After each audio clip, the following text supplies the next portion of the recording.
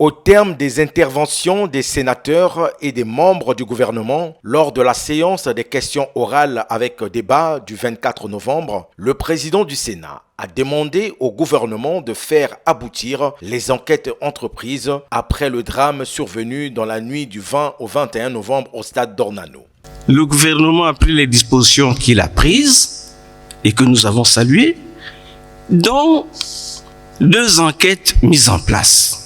Une enquête administrative, mixte, police, forces armées congolaises, et une enquête judiciaire.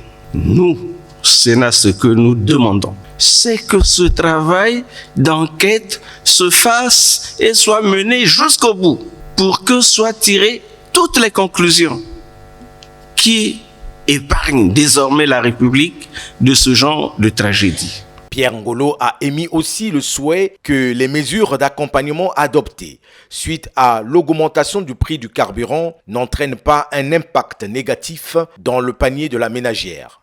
Un autre problème a été soulevé, c'est le problème des mesures d'accompagnement, des réformes prises par rapport au prix du carburant. Notre souhait est que cette fois-ci, il n'y ait pas un impact négatif sur le panier de la ménagère. Le président du Sénat n'a pas manqué de souhaiter que le gouvernement fasse les nécessaires pour faire décoller de manière effective la décentralisation. La question de la décentralisation ne doit pas être un piège sans fin à chaque séance, chaque fois qu'on se retrouve, à chaque réflexion. Bien, c'est la question qui est à l'ordre du jour, sans qu'on ne sente l'évolution dans le concret.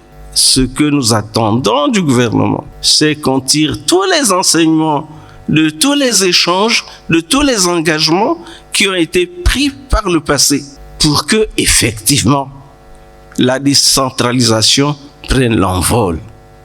Lors de cette séance de débat, 13 sénateurs ont posé des questions à 11 ministres sur les sujets socio-économiques qui touchent le quotidien des populations.